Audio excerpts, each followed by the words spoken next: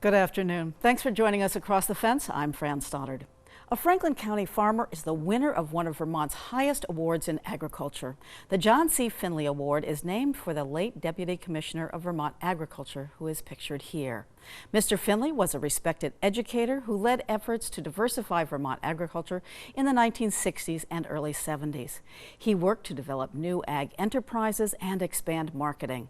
The annual award in Finley's honor is bestowed by the Vermont Dairy Industry Association.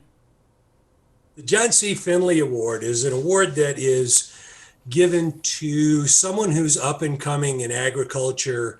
And again, like a lot of these awards, we want to see people who are directly involved in a dairy associated, agriculture associated, milk processing associated, milk quality associated. Somebody who's got a lot of sort of wide experience in being a contributor to what dairy is all about here in Vermont.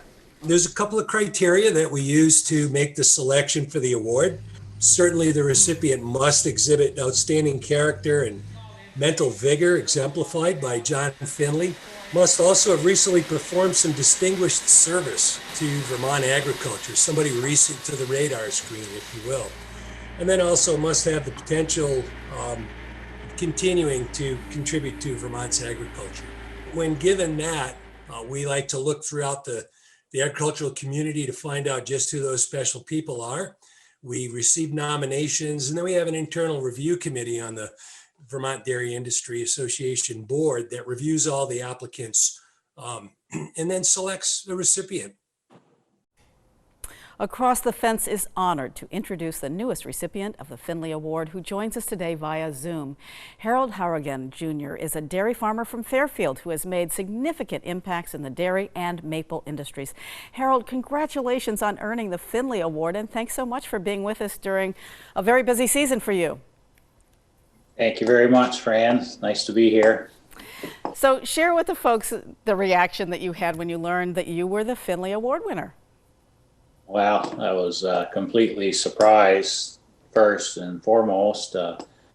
Absolutely had no idea, but honored, recognizing that this award is given out annually at the farm show normally, and knowing that it's given each year to someone that has a positive impact on agriculture and dairy in Vermont and beyond. So absolutely honored and humbled by being recognized for that. Well, it's awesome. And the Corrigan name, of course, is well known in Vermont and in farming. Tell us a little about your farm and family. Yes, we have a family farm here in Fairfield.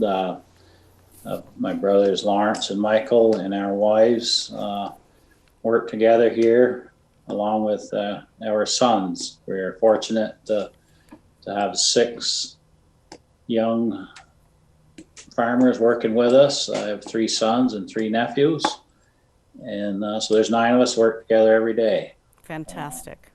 We have 4 dairies, milking around 1,350 cows currently, cropping around 2,700 acres. We also have a maple operation that has gone hand in hand with dairy in our lives forever. We are just winding down our maple season, as we speak today. And in maple, every year is a little different. We've known that for a long time. And this year, Mother Nature's been a little stingy for us. The weather just hasn't cooperated. But we will finish up this week and move on to what's next on our agenda on the farm. Right, and never ending. So your nomination for the Finley Award cited your chairmanship of the St. Albans Cooperative Board of Directors, and you were also key in guiding the board through its merger with Dairy Farmers of America. That was huge. How are members benefiting from that merger? Yes, well, merging with Dairy Farmers of America, certainly I'm honored to be recognized for that, but that was a team effort. Our board and staff, DFA's board and staff were, completely unified on that concept.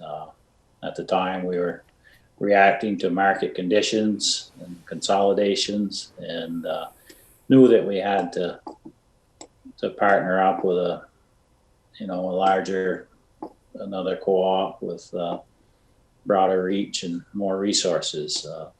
Farmers are benefiting from that, market access. So you feel it's worked? It has worked. Since we've merged with Dairy Farmers of America, we've had two huge things have hit the industry.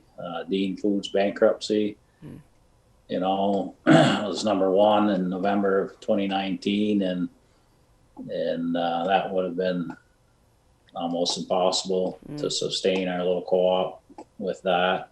And obviously the COVID pandemic completely disrupted the dairy markets, and still are disrupting them.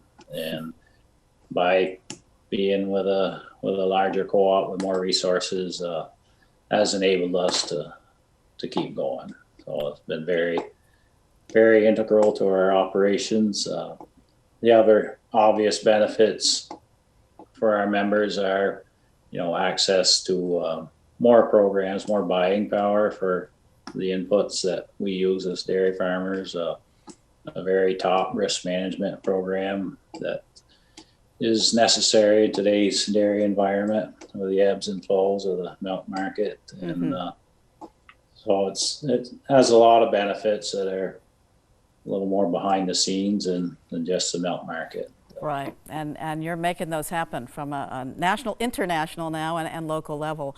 So you're also, I want to get to the fact that you're a strong supporter of what's called the Young Corporator Group. Tell us about young people in dairying today and why they want to be in the business. You have your sons and nephews, and how is that all working out? Well, we couldn't be more blessed at home to have our next generation working with us every day.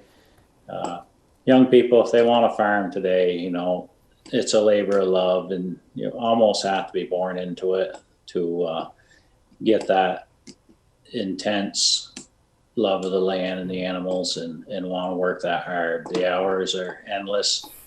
The money's not that good. I was pretty upfront with our youngsters that, they wouldn't get rich farming, but it's a love of what we do. Young people getting started today, it's almost impossible unless you are connected, with an existing operation. It's very capital intensive, but there is young people in farming, and there is a bright future out there, but it's a lot of hard work, and you have to be very careful on your investments and your spending. Right, it's a real business. So when you are done with a day's work, what are you optimistic about for the future and tomorrow? Always optimistic for tomorrow. I think that's part of the nature of what we do, whether it's waiting for spring to sow this year's crop and nourish and reap and harvest. With our cow herd, it's the same thing. As far as the dairy industry, we have a lot of great things happening in dairy, a lot of research that the dairy industry has funded over the years for the health benefits of dairy and full fat, and it's a lot of innovation going on in our products that we put out. However, the competition is fierce out there for the consumer, and so we are up against some big spenders as an industry. Indeed. So Howard, well, I'm sorry we're out of time. Thank you so much for being with us, and again, congratulations on earning the John C. Finley Award. Thank you very much. Nominations are now being accepted for another prestigious farming award. This is the time of year to nominate a farm for the annual Dairy Farm of the Year Award. The history of the Vermont Dairy Farm of the Year Award is one that began in 1947. Competition between Vermont's governor and New Hampshire's governor about whose farmers had the greenest pastures. And the gauntlet was thrown down at that point.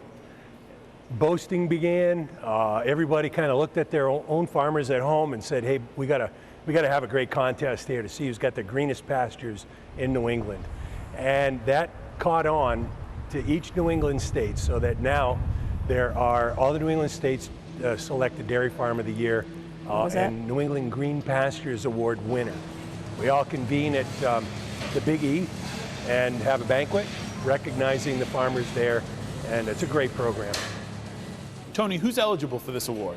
Every dairy farmer in the state is eligible to win this award. Nominations come from the service providers, whether it be a lender, a milk cooperative, Organic Valley, Horizon, whoever it is, organic farmers, conventional farmers alike, everybody's eligible. We like to ensure that everybody, no matter how big or small or what style of dairy farming you choose to do, everybody's eligible for that. The winner is typically selected because they rise above everyone else who's been nominated.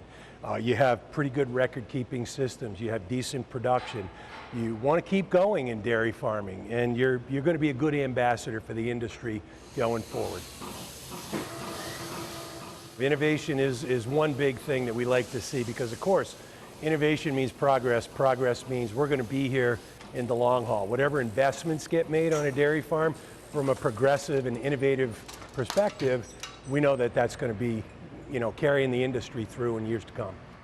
I always wind up meeting people that I've never met before. I've been in the dairy industry working as a service provider, nutritionist for the past 30 years, and I'm amazed at the number of people that I still meet that are the highest quality dairy farmers that we have in this state, and I always look forward to the next group of farms that get nominated.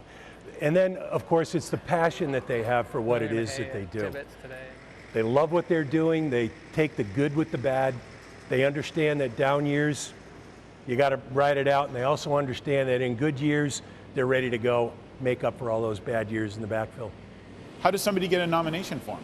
So applications can be found on our website, at the Extension website. You can download an application there, or you can call directly at the St. Albans office, 524-6501, or get in touch with us via email, tony.kitsos@uvm.edu. Thank you, Tony. And of course, we'll feature the winner of the 2021 Vermont Dairy Farm of the Year right here on Across the Fence this coming summer. That's our program for today. Once again, thank you for joining us Across the Fence. I'm Fran Stoddard. Stay well.